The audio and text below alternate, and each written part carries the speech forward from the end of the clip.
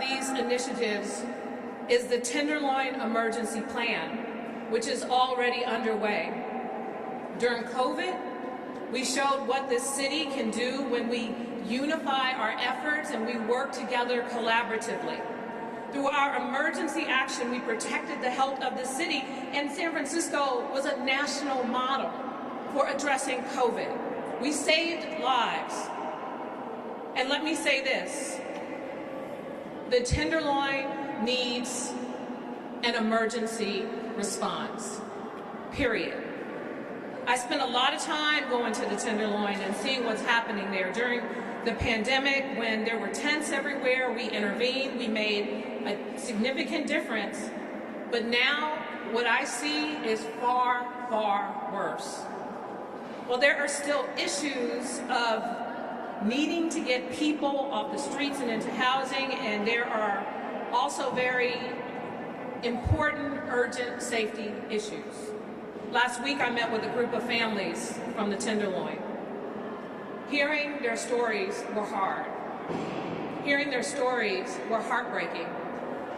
Just imagine if you had to walk your kids down the streets of the Tenderloin every single day with people shooting up, selling drugs, and because the sidewalks were so packed with people, you had to walk out onto the street in incoming traffic on a regular basis.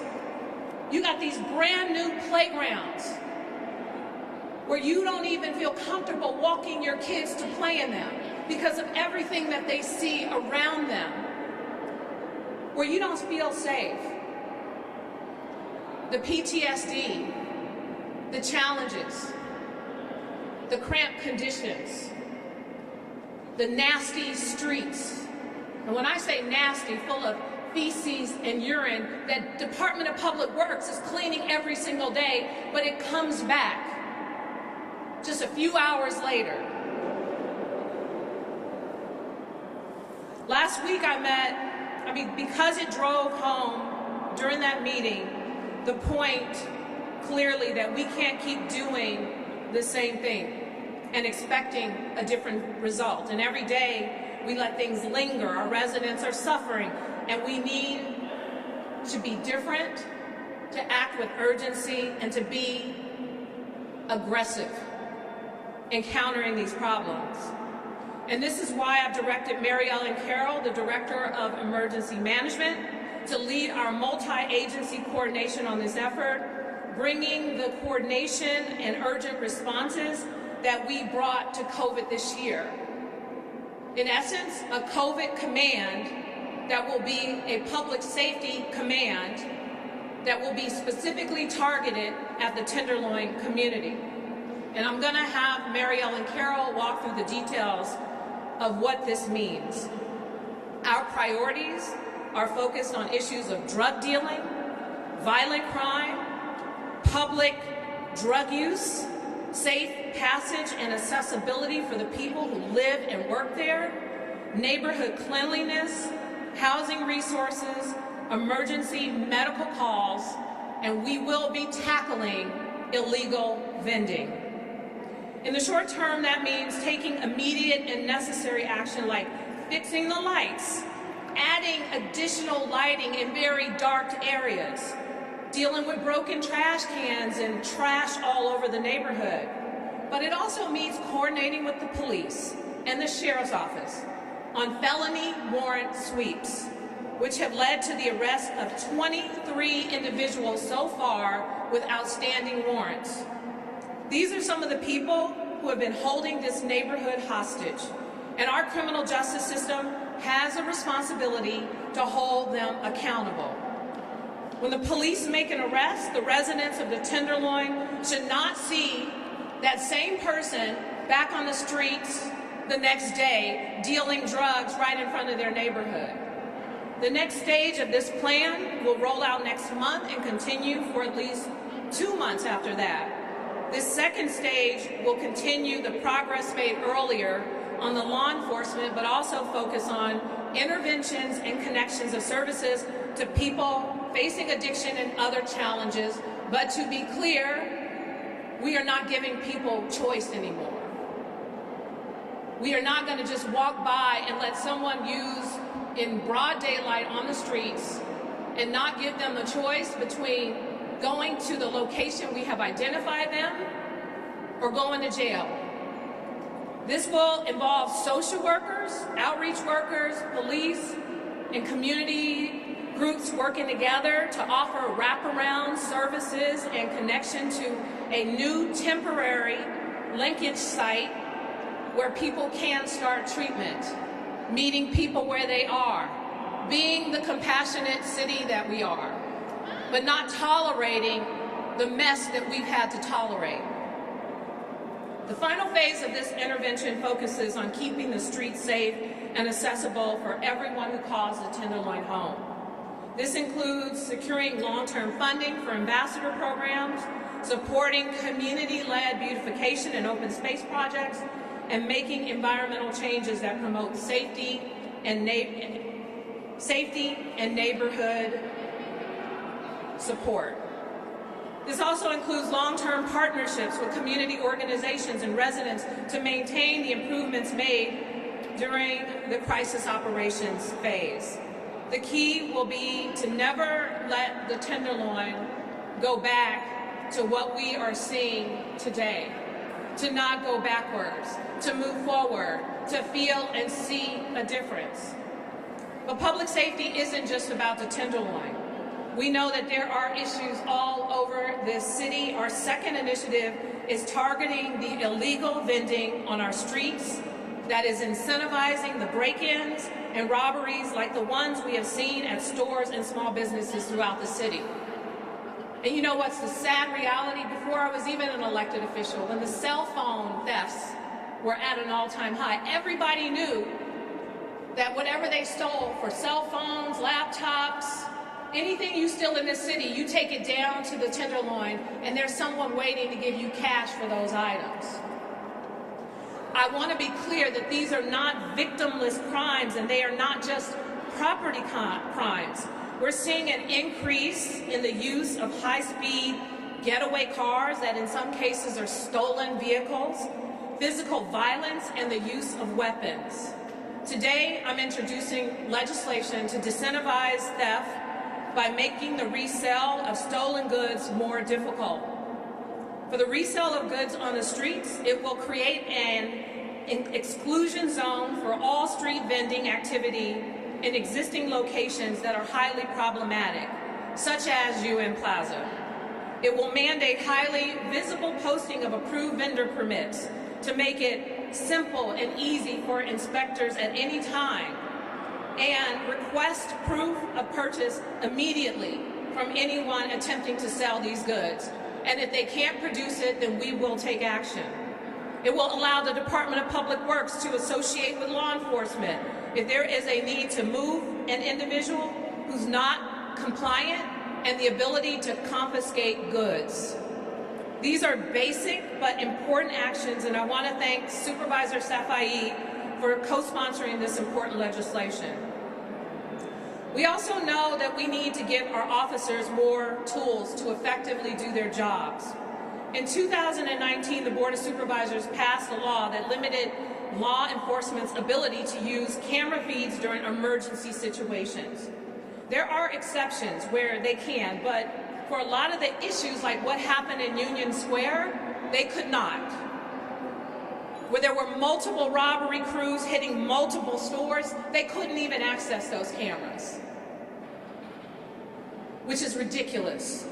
Think about that. During an incident of severe looting, our officers are not able to use a tool that we have that other jurisdictions all over this country can use.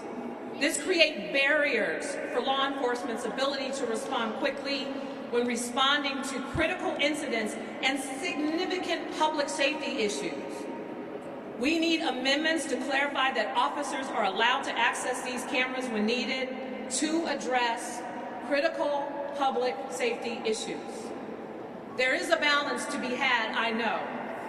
But right now, if our officers cannot use cameras during a mass looting event, then that policy is out of balance. We are actively working on those amendments with plans to introduce it in January, and my hope is that the board will support changes. Lastly, we're increasingly asking our police department to do more. They're working more overtime to address these challenges, including responding to the rash number of retail thefts and confiscating more than 23 kilos of fentanyl in the last year alone, 4 times the amount in previous years. They've been expanding a number of deployments through our tourism deployment plan, so when people come here and spend money and support our economy, they feel safe and they want to return. And we changed the narrative about what people say about San Francisco. And focusing on auto burglaries to make significant arrests on prolific crews who time and time again are committing these acts and impacting the quality of life for San Franciscans. They've done all of this while being part of a police reform movement that has led to dramatic decreases in the use of force, incidents, and a rapidly diversifying police force that better reflects the communities they serve. Our officers are committed to doing that work, and they're committed to keeping us safe. But everything they've been doing over the recent months and everything we're going to ask of them in the coming months before we pass a new budget is going to require more overtime funding, and it's going to require more police officers. My budget office is currently working with the San Francisco Police Department and the chief to understand what the needs will be to get us through 2022, and I will introduce a supplemental to ask this board for the resources we need so that the deployment that exists now is not over after the holidays. The deployment that we are imposing in this city needs to be permanent.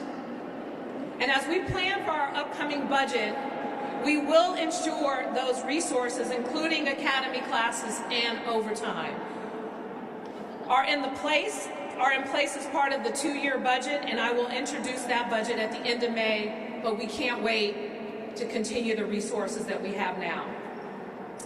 Some of these actions are underway immediately, while others require a significant investment and legislation. And there will be more work to come on this front. Taken together, they can make a real difference on our streets and in our city. And before I bring up Chief Scott, I want to take a moment to recognize the work more recently of our police officers and their commitment. Vacations have been canceled, time off has been canceled, it's been all hands on deck.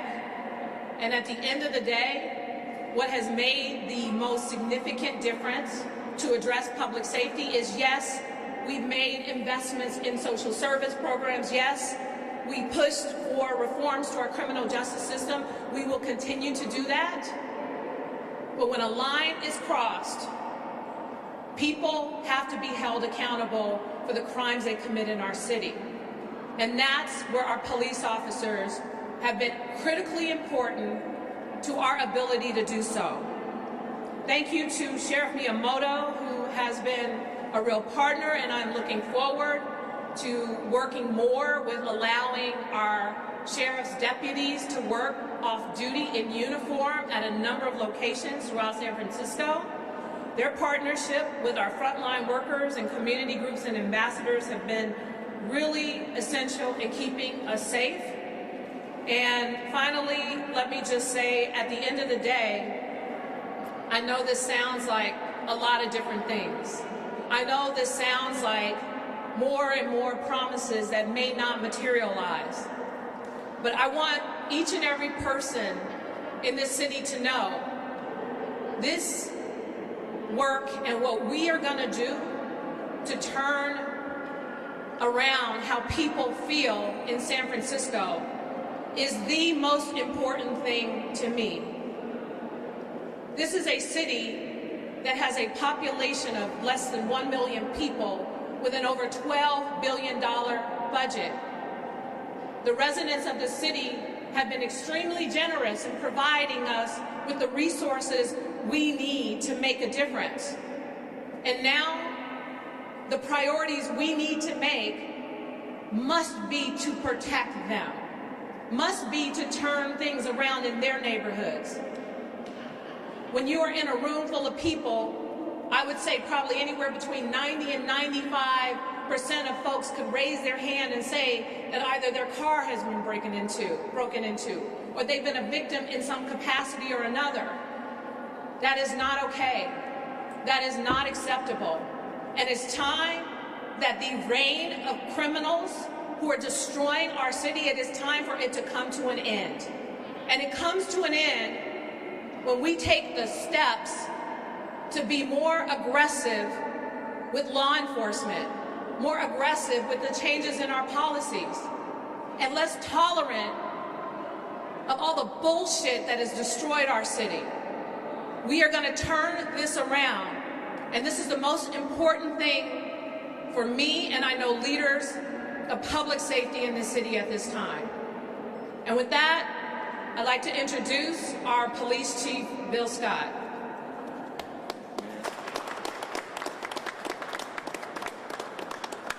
Thank you, Mayor. Good morning. Let me start with this.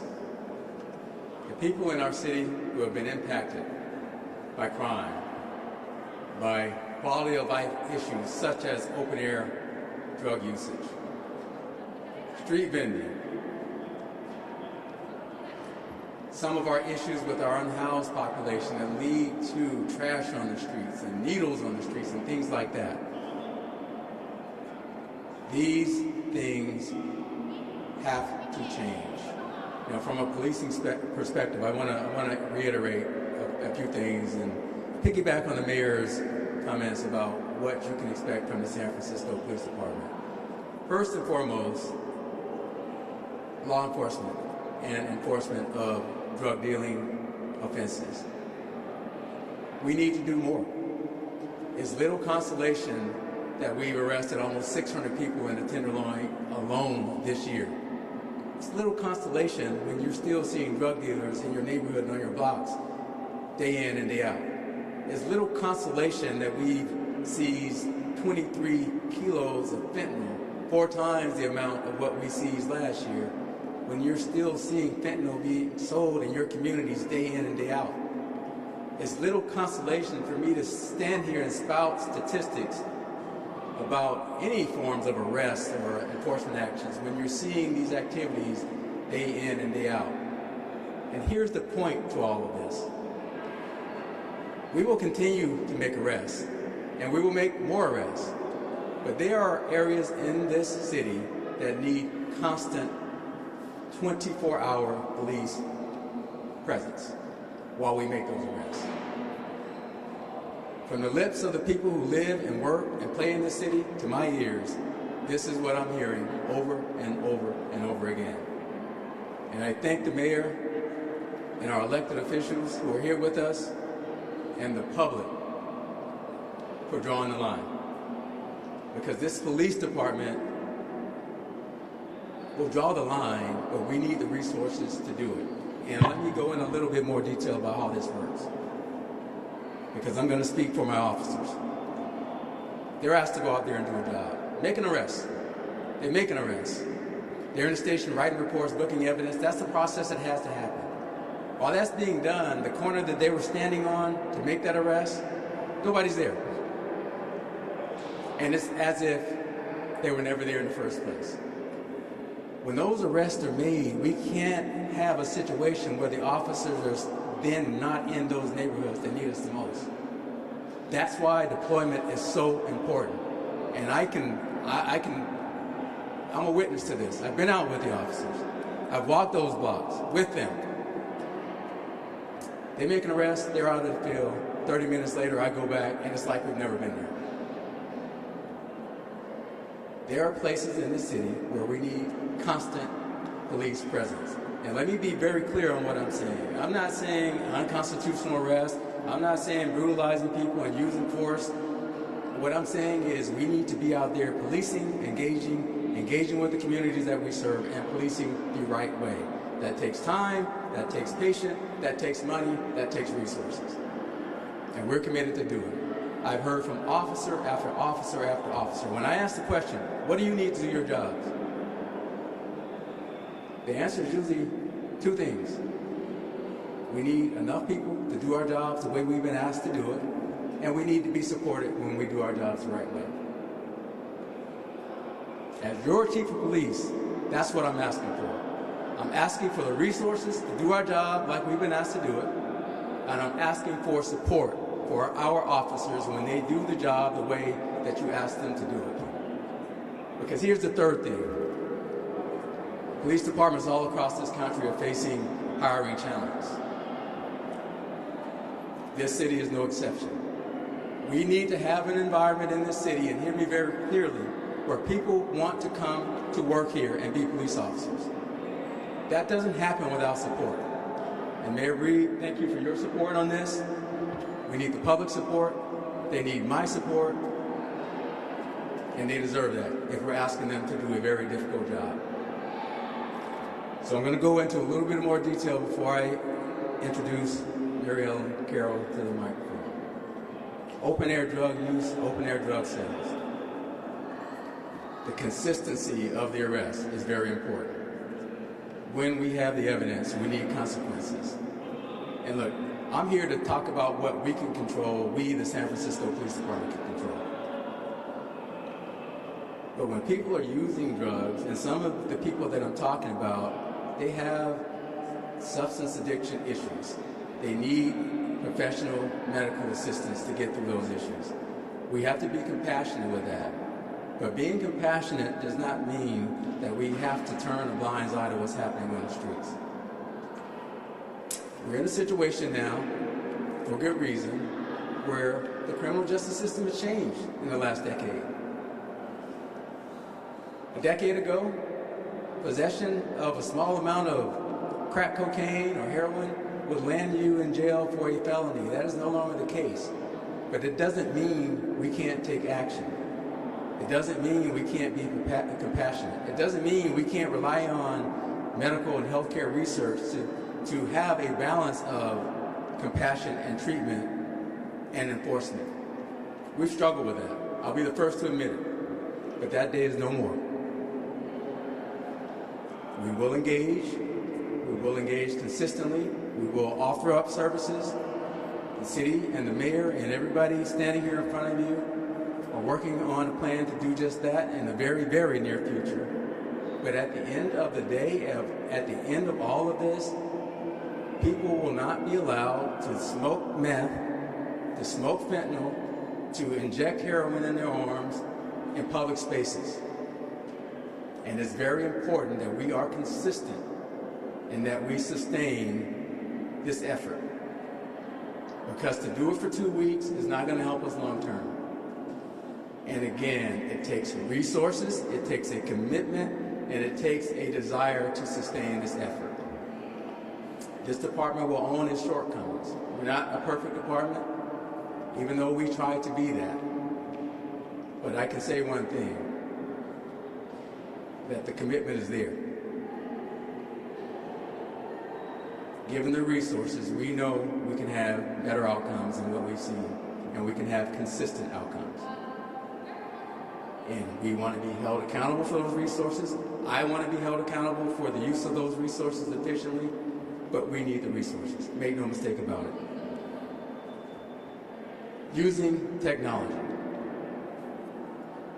I can't say it any better than it was stated, but I will say this because I've been doing this job for almost 33 years now. If we can't use the technology we have in a way that protects civil liberties but still addresses the crime and the criminal issues that have been disclosed, then why do we have it? If you are the one that is suffering from a victim of a violent crime, or you are the shop owner or storekeeper that had your business demolished and looted, it's a little consolation to say, hey, we can get the video after you've been victimized. It's a little consolation. Yeah, it helps in the investigations. Yeah, there's value to it. But we need to do better. We have to do better. And lastly, we've seen what happened in our city in Union Square on November 19th. It's not the first time it's happened, but it's the first time it happened in that nature. And then we saw it happening everywhere else. I'm here to tell you that that increased deployment made and continues to make a difference. Again, from people's lips to my ears, seeing it with my own eyes, walking alongside the officers. And I've done this all over the city. But in Union Square, after the world was set on edge with what they saw, the people that have to go there and work every day, the people that have to take transportation to get there, the people that want to come there and shop without looking over their shoulder, wondering if 50 people are going to run in the store with hammers and golf clubs and guns and knives or whatever else they're having. It matters to them that we're there. And it matters to them that we stay there. So we need to sustain this effort.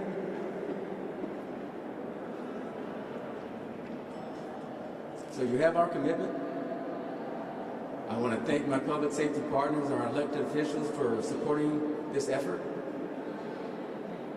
Chief Nicholson, Fire Chief, Sheriff Miyamoto, and many others.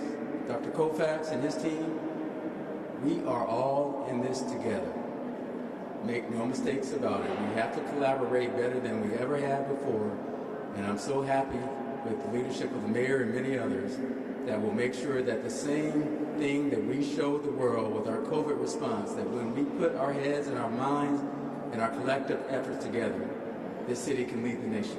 And we did on COVID, and I strongly believe we can do it with the issues and the challenges that we have in our city, whether it be the tenderloin, retail theft, violent crime, or any other thing that we face.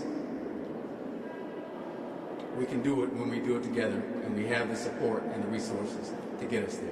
So thank you. And with that, I'd like to introduce Mary Ellen Carroll, the Director of our Department of Emergency Management.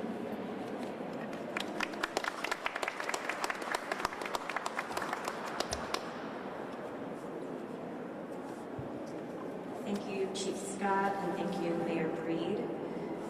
Emergency management provides coordination during times of crisis. And today, as you've heard, there is no more significant crisis than what's happening on our streets, and especially in the Tenderloin. During the pandemic, San Francisco demonstrated what can be accomplished when the city and community work together. We are going to draw on our expertise developed during the COVID response and bring the same level of focus and coordination to address the crisis in the Tenderloin. At the mayor's direction, the Department of Emergency Management has established a multi-agency incident management team, and we are going to collaborate with our community partners. Over the next few months, the team will coordinate focused crisis operations through a multi-phased approach. The first phase, which is our assessment phase, is already underway, and we are analyzing the top challenges in the neighborhood and the resources that will be needed to address them. Through meetings with community stakeholders and residents, we have developed a shared understanding of the challenges we will address. These include many that you've heard already: public substance abuse and linking people in crisis to care and support services, enforcement and the disruption of criminal activity, and infrastructure improvement that supports safe passage and accessibility. Our next phase of operations will begin later this month and will focus on rolling out specific mitigations that address our most disruptive problems. During this phase, social workers, clinicians, community partners, and police officers will work in concert to offer wraparound services at a new temporary linkage site. When the site is established, it will allow individuals in crisis to access basic needs like hygiene and connect them to resources like substance abuse treatment and housing. At the same time, as you've heard, law enforcement will be disrupting criminal activities that harm people struggling with substance abuse and poverty. City staff will also prioritize infrastructure repairs and more targeted and frequent cleaning. Our response will operate with the same level of urgency, coordination, and focus that was so successful during our fight against the pandemic. The final phase of our interventions will focus on transitioning to a sustained operation that will help keep the streets safe and accessible for all who call Tenderloin home. This phase will include long-term partnerships with our community organizations and residents to maintain the improvements that we will achieve during this crisis operation response. The Tenderloin is home to families, local businesses, nonprofits, immigrants, seniors, and young professionals who all deserve a safe and healthy place to call home. Last week, as the mayor spoke about, we met with this diverse group of San Franciscans, and they demanded that the city take action so that they no longer have to live in fear in their neighborhood. Through our efforts, the city will stand with mothers who want their children to get safely to and from home and school and the playgrounds and the parks. We will stand with merchants and workers who are just trying to make a living. And we will stand with and care for our neighbors struggling with substance abuse, mental health, and poverty. I want to thank Mayor Breed for her leadership, and at this time, I will introduce our Sheriff, Paul Miyamoto.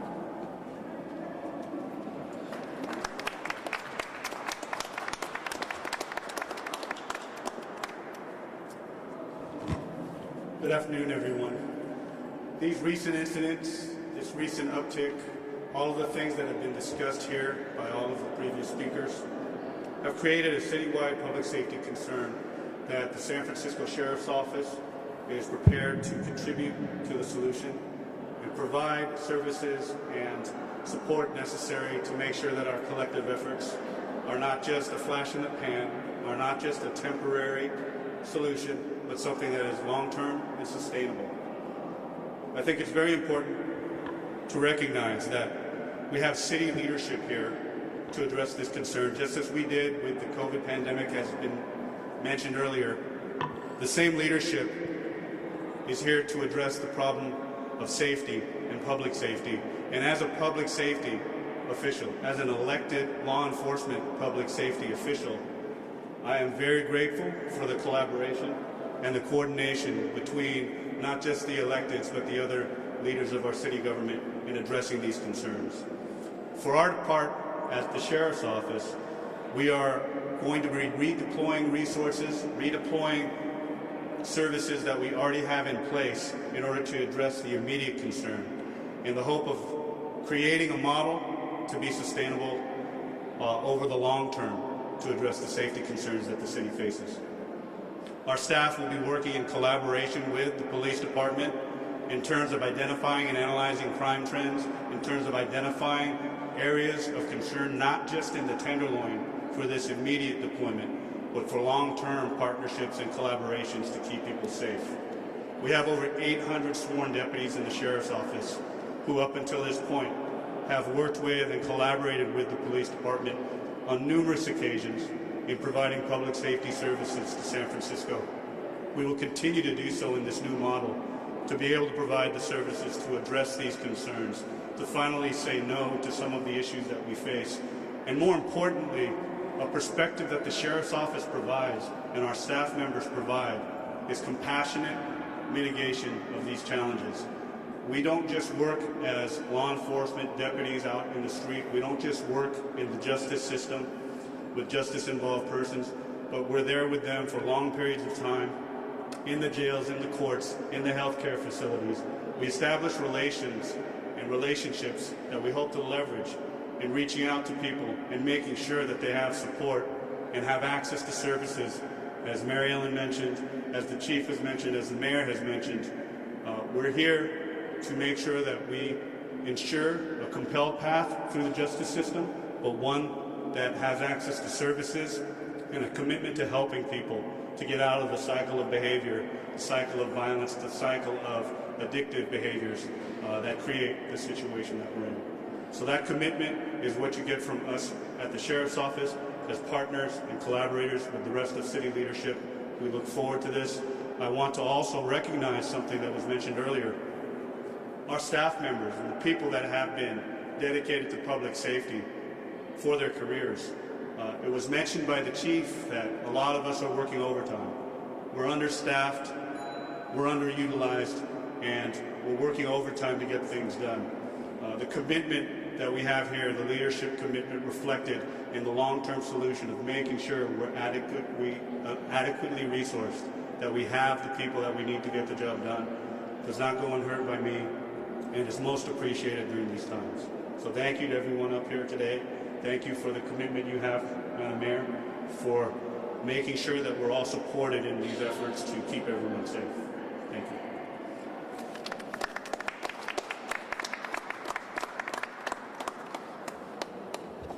Thank you. I realize that there was a lot of information to process. We'll be providing that information through my communications team, and at this time, are there any questions? For the chief, actually, if I may, how do you stop this if you do clamp down in the Union Square area, if you do clamp down in the TL? How do you stop the problem from either metastasizing elsewhere in the city, or I think I'd use the analogy like a balloon. You squeeze it in one area, it might just pop up elsewhere. How do you address that? Well, the answer can be answered in two parts. First, it's the short term. First, we have to stop what's going on, and with the understanding that there's a possibility that it's going to displace somewhere else. In the area of the Tenderloin, we sort of know where those places are, and that's what I said earlier about if we're in one place doing enforcement, making narcotics arrests, and then the officers are off the streets because they're doing what they need to do by way of processing and things of that nature. We have to still be present in order to not let the problem repopulate as soon as we leave. Now, just from a mathematically speaking, we cannot be on every block in the city. I wish we could, but we can't. There are some communities that are more resilient than others, but we have communities that need a lot of help, and we need a constant presence. Because one thing I know that I've seen with my own eyes, when we're out there, the people aren't selling drugs in front of us. What they do is they go down the block, as you stated, they wait on us to leave, they come back when we leave. But if we're down that next block, or we go down to that next block with them, we got to be able to hold the ground, because you got to understand what type of drug market we're dealing with. It's a very transitory drug market, which means these aren't people who, most often, people that live on these blocks. These are people that are coming either from different parts of the city, and it's a geographical location where people who want to buy drugs, they know that's the spot to buy it.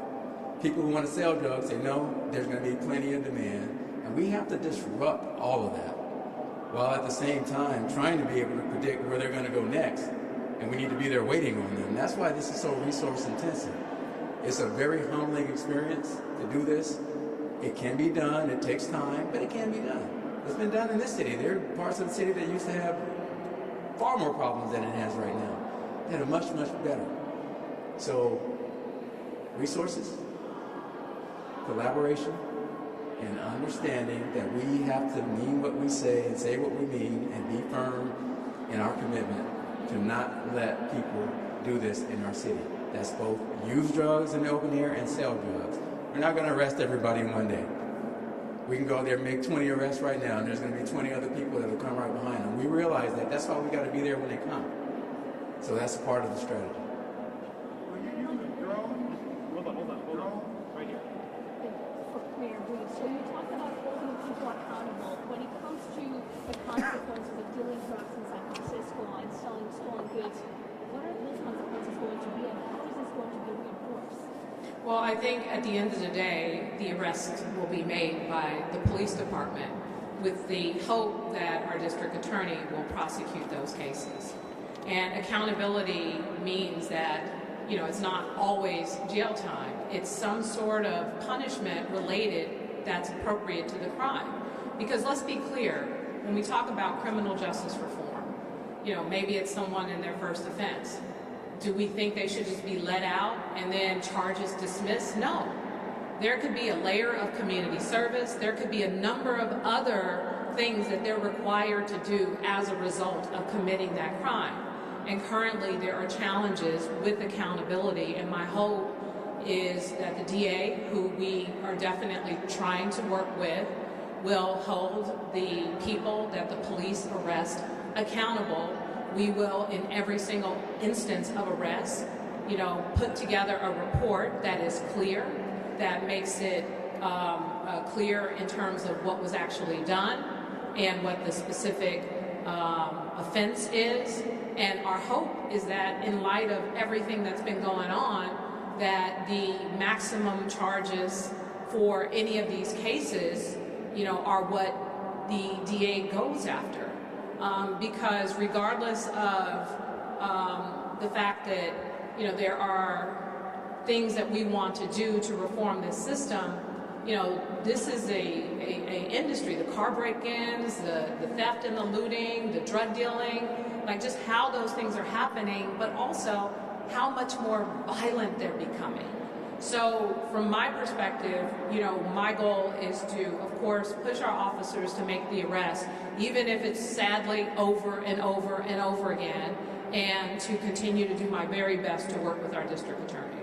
You mentioned trying to work with the district attorney. Was he invited to come here today? Are you having conversations with him about this? Well, I have conversations with him regularly about everything that happens in the city related to charges that we hope he will impose. So he and I have a relationship where we have a conversation about many of those things, but as you know, he's an independently elected official, and at the end of the day, you need to ask him about what he plans to do. Was he invited to come here today?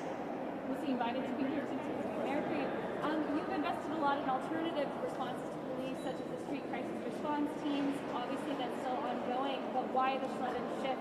And are some of those responses not working to produce that? So I will say that, you know, when we talk about, you know, the number of stabbings, the number of shootings, the number of physical assaults that are occurring, unfortunately, our ambassadors and all these other great services we have, they're not equipped to handle those things. And in fact, some of them have put themselves in harm's way as a result of it.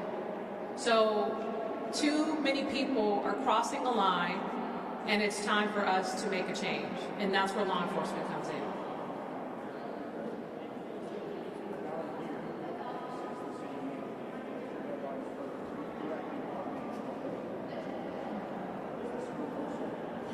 To be clear, when those funds from the police department were redirected specifically to serve the African American community, there were no cuts to the number of officers that we had in the department.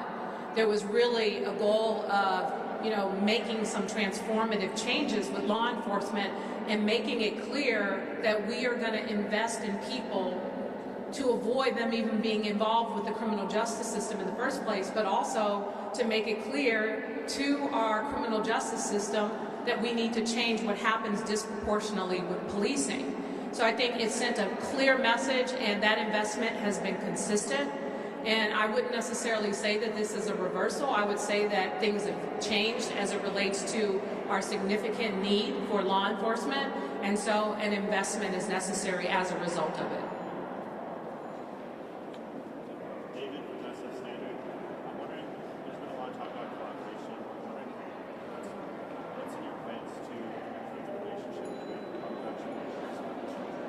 I'm sorry, I can't. I'm wondering what in particular in your plan is being done to improve the relationship between outreach workers and police officers? So part of what's in the plan is giving the opportunity, say for example, Department of Public Works, they are the enforcement leg of some of the illegal vending, but at the same time, they don't necessarily have the ability to completely force in some of these instances, and part of the legislation is to open the door of collaboration. We continue to work on building that relationship of trust. And I think ultimately, unfortunately, we do have people who, under no circumstances, are they willing to work with our police officers.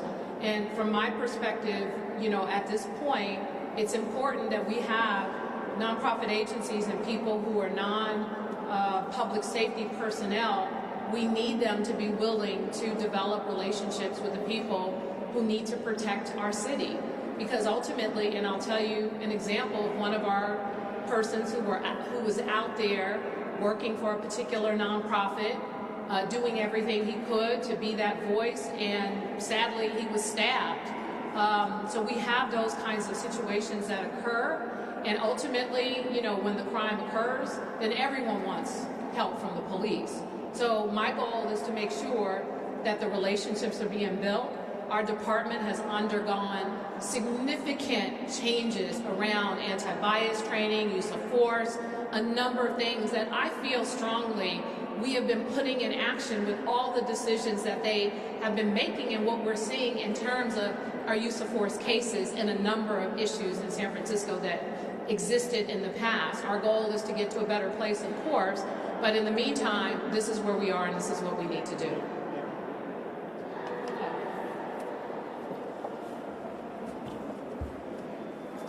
So just to address the issue of how we are going to be working together, which I think is your question, the truth is that we have a united group on our incident management team that have very disparate views about how to approach these problems. That's the truth. But what we're doing is and what we have been doing over the last few weeks is sitting down, talking through these, and really negotiating a place that we all feel comfortable to move forward. And that is part of the approach that we have. We are a multidisciplinary team. Part of what this operation will be over the next few months is daily coordination, daily assessment. We'll be reviewing on every single day what our operation plan is for that day, and then looking at what happened the day before. So this allows us to be very agile. It allows us to adjust. And we want, also it allows us to evaluate what we're doing. And that is really critical. We have to be successful. And so we're going to come to the table. We are starting this with a set of objectives and tactics. If they don't work, we'll sit down again and we will adjust. When the mayor talks about no longer giving people who use drugs openly a choice, that it's either get help or go to jail. How does that look like for your office for public service? So the balance with the drug usage, particularly when we're dealing with people who are addicted, is we can't ignore what our healthcare professionals are telling us about what research has shown that works, how to treat people with substance abuse problems. And I would venture to say that the vast majority of people that we're talking about have some type of substance abuse disorder. The struggle has been, how do we balance that with the enforcement piece? So what we're going to hopefully put into place, as Director Carroll has talked about, is we have to listen to the scientists and the science, but at the same time, we can't just allow people to use on the street. So if we are offering services and we are consistently engaging and offering services and getting people to this service location, if they're willing to do it, they should be given an opportunity to do that. But one opportunity, particularly in the same day. For instance, let me play this out for you. A person is in need of help. They're using on the streets, and we engage and we offer them the ability to go and receive services, and they say yes. They go to the services, they won't be arrested. But let's say that same day we see that same person. We're not asking again. Then it becomes enforcement. Now, the laws are the laws. So possession, use, those types of things, they're still misdemeanors. So the law still allows them the ability to be cited out if we can identify them. We have to deal with that and live with that. Let's say they do that and they're cited out, and then a third time happens in that same day. The law also allows for us to ask for a detention based on the likelihood that the offenses will continue. all of those processes that I just talked about will be put in place. We have to be consistent in doing that. And I'm going to go back to what I keep saying. That takes resources, because what we have seen is when we're not there to engage, and I'm talking about the police department, when we're not on those streets where this type of activity is happening, we see the open air usage. We see the activity that we're trying to address, and we can't address it if we're not there. So while we're in the process of enforcing, we have to replace those officers with officers that are constantly in the streets in some of these more challenging areas. And that's been a real struggle for us. It's been a tremendous struggle, because I'm telling you, if you go and you've seen this in action, it's a revolving door. We'll put a bunch of officers in, let's say, UN Plaza. The streets will be clean while we're out there for the most part. We get called away because of emergency calls, redeployments, those type of things, other emergencies. And probably within 20, 30 minutes, it's like we've never been there.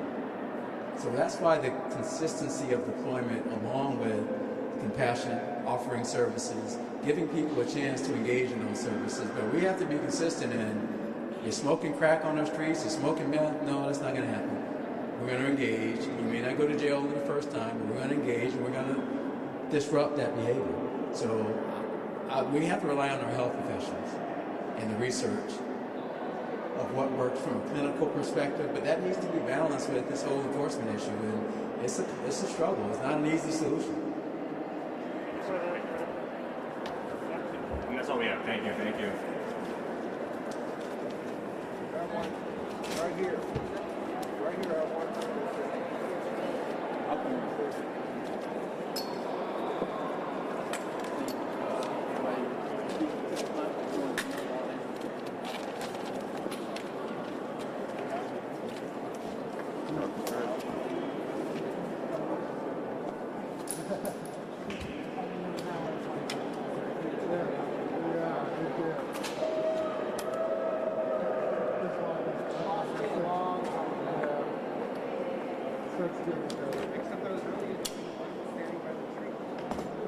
Well, they weren't there.